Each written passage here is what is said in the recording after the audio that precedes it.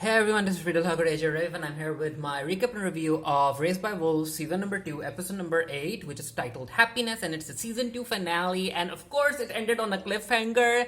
And I really hope that HBO Max ends up renewing this show for a third season because I need at least 5 seasons. And I have to say, as far as my opinion goes, I feel that season number 2 was far better than season number 1. But yeah, and of course, with how season number 2 ended, I am looking forward to hopefully getting a season number 3. So episode number 8 opens up with Campion basically trying to preserve what Varel wrote, her diary entries and whatnot. So he uses some juice from these little fruit, then he ends up using that juice to create an imprint of the writing on a piece of cloth. And yeah, we find out that he ended up burying Varel, and I'm like, isn't the body supposed to become radioactive after an android shuts down? But yeah, after he's done burying Varel, this is where he notices Seven coming for him, and yeah, Campion has to run. So while that's happening, Lamia is ready to wear the veil that grandmother wore, and she brings in Marcus. And yeah, the grandmother is like, "Are you sure you want to do this?" And Lamia's like, "Yeah, I have to do this." And of course, grandmother doesn't like Marcus being there. She's like, "You were corrupted and whatnot." And Marcus is like, "No, I stopped trusting the voice after what it did to Sue." And mother is like, "Well, the voice always returns to fertile grounds, you know." And I think that what grandmother said that ends up relating to what actually happens to Marcus in at the end of the episode, which we'll get to. So yeah, Lamia is ready. Father walks in. Father is like, "Why are you doing this? Why is Marcus here?"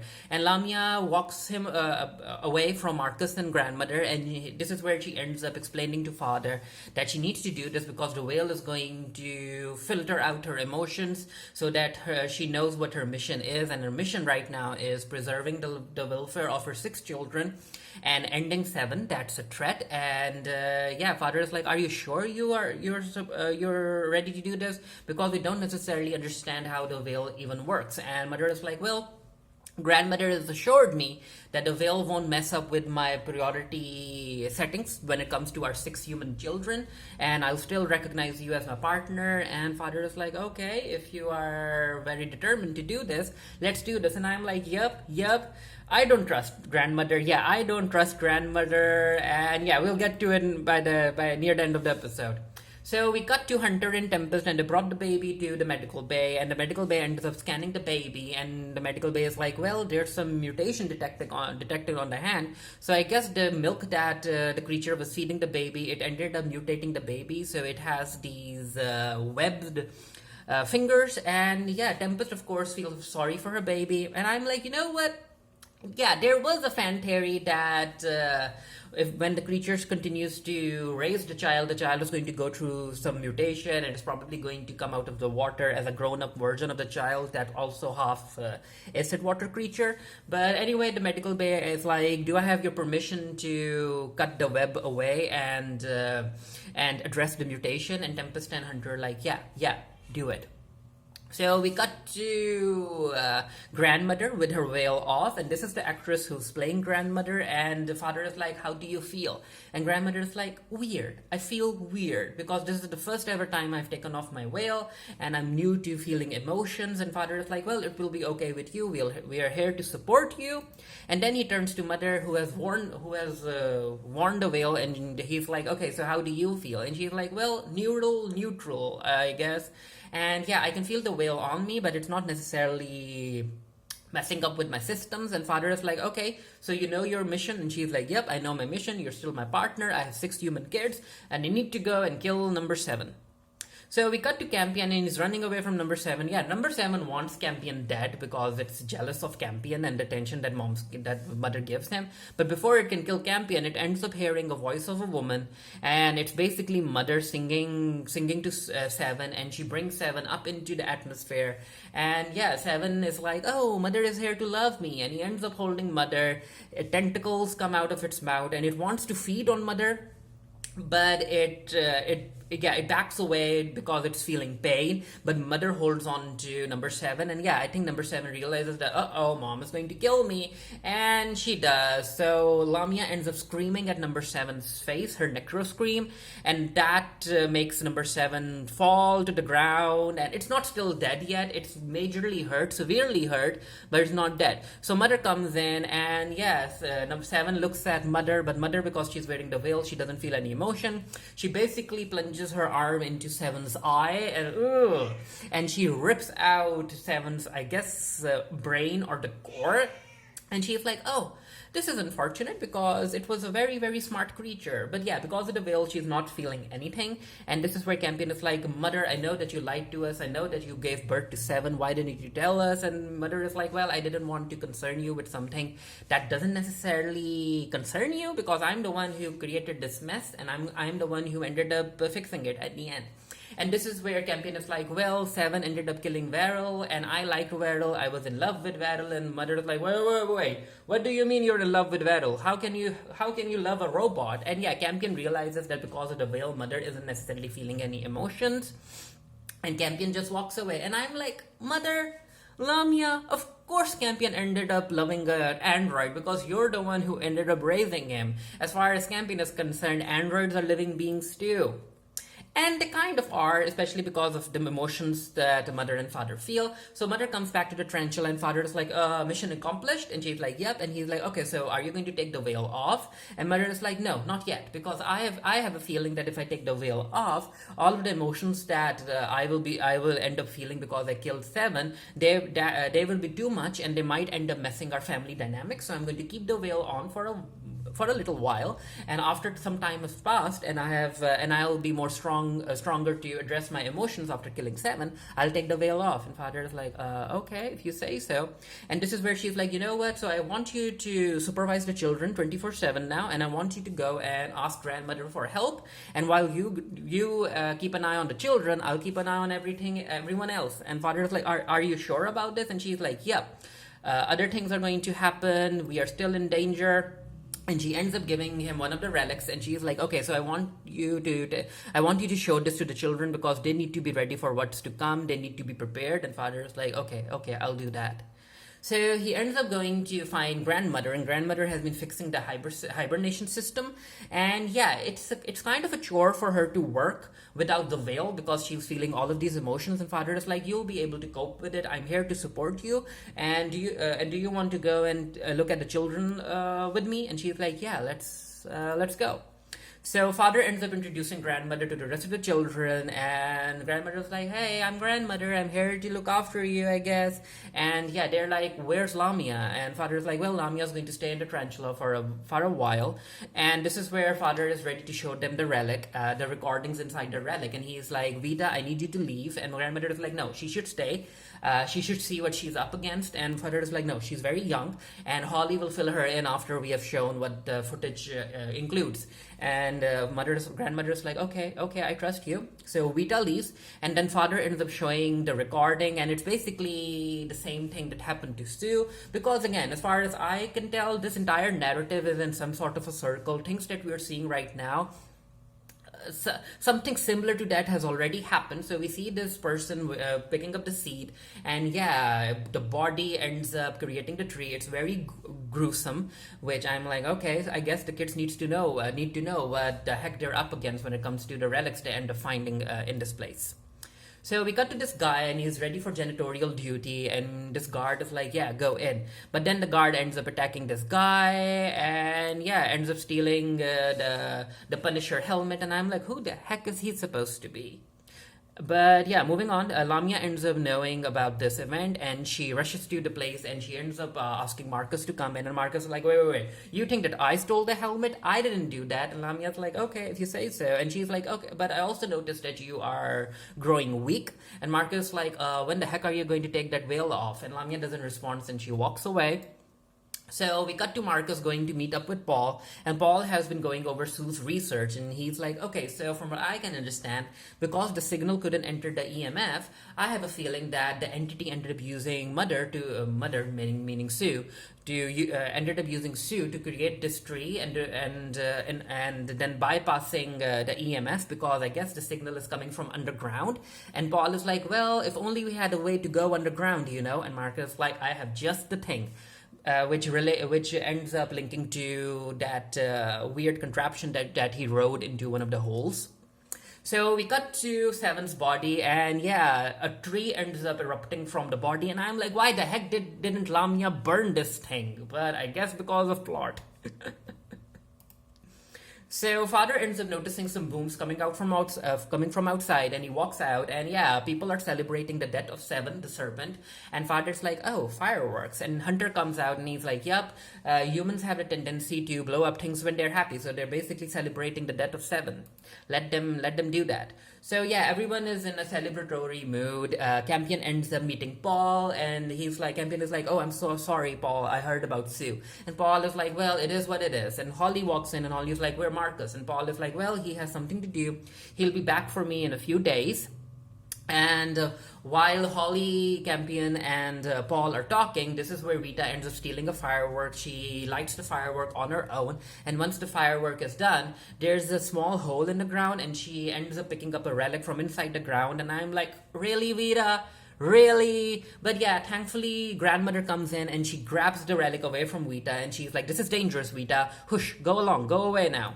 And father is like, grandmother, I apologize, I didn't listen to you. I think I should have showed the footage to Vita as well. And grandmother is like, well, you know what? In a sense, trying to protect those that we love, us trying to protect them can also impact and lower their defenses. So it is what it is. So while these two are talking, they are kind of bonding, and you can feel that grandmother is kind of flirting with father, but father is like, wait, I'm going to tell you right now that even though I like you, I remain devoted to mother, okay? So I'm with her, I'm her partner, and she is a very unique being. She's very different, she feels emotions, and you can say that she's even, that in some instances, she's even more emotional than a normal human being. And grandmother is like, you know what? I appreciate your devotion to mother, and I can see that you're devoted. I'm also devoted to Lamia, and our goal is the same. And I'm going to respect your decisions. And yeah, while these two are talking, this is where they notice snow. So yeah, it's going to get cold in a tropical region, and they have to be ready. And this is where father ends up talking to Lamia about the cold and the snow, and that if it continues to grow colder, they'll need to find a new place to settle. And mother is like, no, there's no need for you to worry about it. So as far as mother is concerned, she's like, you know what, with my fight with Seven, that ended up disrupting the EMF field, so I'm more concerned about the signal infiltrating the EMF field and messing with the minds of certain humans. So father, again, I need you to take care of the children, monitor them, and I'll monitor everyone else, but there's nothing for you to worry about. We'll remain in this area. So because grandmother is like, you know what, a whole lot of us are going to be cooped up inside because of the snow. So I have ended up fixing the gaming console, and she ends up introducing a new game to them, and she's like, you know what, you don't need any headset to play it. And this game is basically from an older time, from my time. It might be old, but it's enjoyable. So Campion starts playing, everyone starts playing, and Tempest is holding the baby, and I'm like, okay, so I guess she wants to take care of the baby now. Again, when it comes to Tempest and her baby, all of that dynamic and everything, the writers could have done a better job. But yeah, even the baby can play this game. They don't necessarily explain what the game is. So Marcus ends up going to the temple, and he lowers the contraption, is ready to go inside because he wants to go underground and meet the signal for himself face to face. But before he can go in, he gets shot, and yeah, it's basically Lucas. Lucas ends up shooting Marcus, and I'm like, Lucas, did you steal the helmet? Did you steal the Matraic helmet? But it turns out that he did. So it's time for everyone to go to sleep, and Paul comes in, and Paul is like, okay, so is mom going to hand over the baton to you? And Campion is like, you know what, I'm not really sure, because I feel that she wanted to hand over the baton to me because she felt sorry, she felt bad for me. But you know what, now that she's wearing the veil, she doesn't necessarily feel bad about anything. And this is where these two end up talking about Varel, and Paul is like, you know what, I can give it a read. So he reads what Campion has, a copy of what Varel wrote, and he's like, you know what, this is just dopey stuff, it's dopey Earth stuff. There's nothing about you or Varel in it. And this is where these two have a conversation about, you know what, they have to move on, because Paul is like, part of me still thinks that Sue is going to contact me, but I know that she will never contact me, and Varel is dead too, Campion, so we need to move on. And you know what? Maybe Sue will contact him. Who knows? So we cut to Marcus and Lucas has Marcus tied up to a tree, upside down, basically an inverted cross if you if you are into religious theming. And Marcus like, what the heck do you want to do this to me? I'm not listening to the signal anymore. And Lucas is like, well, it doesn't matter because the signal talked to me. Surprise! So yeah, it turns out that the signal has been communicating with Lucas, and I'm like, Lucas, really? Really? I like Lucas, but come on now. So yeah, Lucas is like, you only went halfway down. I'm going to go the full way down once you're dead, and I'm the real prophet, and yada yada yada. And I'm like, Lucas, you're going to get yourself killed. So he ends up making Marcus wear the helmet, and he's like, you know what, I'm just going to sit here and watch you slowly die. So we cut to the children, and they're collecting seaweed because grandmother is like, with the falling temperatures and all of the cold, we are going to run out of food, our usual sources of food, but the seaweed, it will remain, and the acid water isn't going to freeze over because of the cold weather. So our children and the rest of the humans can start eating this seaweed. And father is like, you know what, I haven't necessarily told the children that the creatures on this planet are basically related to human beings. And she's like, yeah, I figure, and there's no need for you to tell the children or anyone else that. And also, we aren't supposed to be eating the children because, again, they have origins in humanity. And then these two talk about what happiness means, and grandmother is like, you know what, sometimes we can hide things from human beings in order to keep them happy, right? And father is like, well, it's an interesting perspective, but I disagree. I feel that we should foster the curiosity of human beings, and we shouldn't hide stuff from them. So these two are bonding, and they talk, and then father is like, can I tell you a joke? And he jokes about a person reading a book about evolution, and the bartender asks the person how the book is, and the person is like, well, at first it was boring, but it keeps getting better and better and better with every page, basically talking about evolution, how the evolutionary sequence is supposed to make the template better and better and better as time goes on. And of course, Lamia is observing all of this. And yeah, even though the whale is supposed to help her not feel, I think that her programming is overriding the whale. And then we cut to Campion talking to Tempest, and Tempest like, you know what, I don't like this. The fact that we are being very friendly to grandmother, I feel that we're betraying mother. And Campion's like, you know what, Tempest, I don't think that, because as far as I'm concerned, I really don't care if mother ever comes back. And then he ends up talking to his basically siblings about how his body is adapting to the acid, and how it's now resistant to acid water. And we get to see Campion undergoing mutation. It's as if there's these calluses on his hand, and of course mother is very worried about it. And mother ends up looking at the footage of Tempest's baby also undergoing mutation, and mother is like, uh-oh, this is bad, I need to fix this.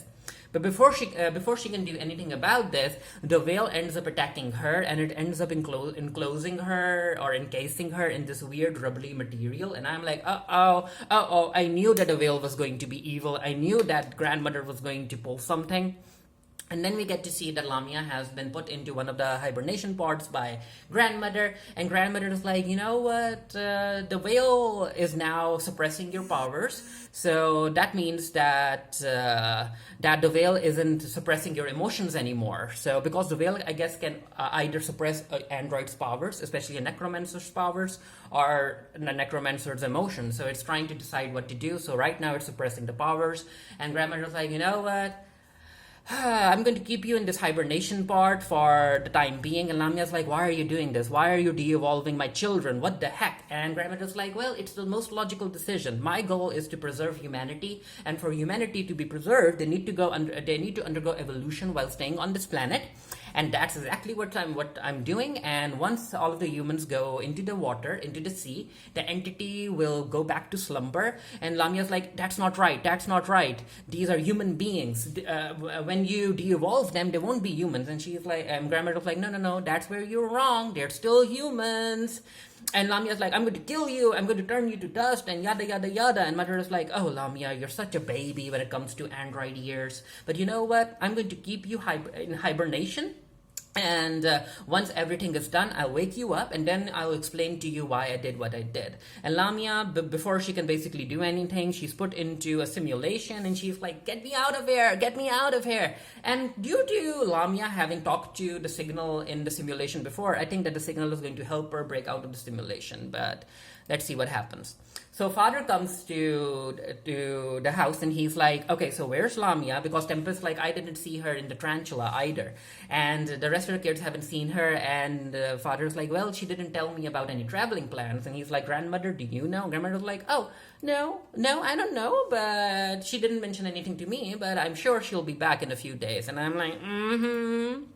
So we cut to the woman who ends up selling stuff or trading stuff, and a girl comes in, and a little girl, and she's like, I need a coat for my dad, a big coat, and in return I can give you a statue or this pendant of Lamia, the snake killer, our god.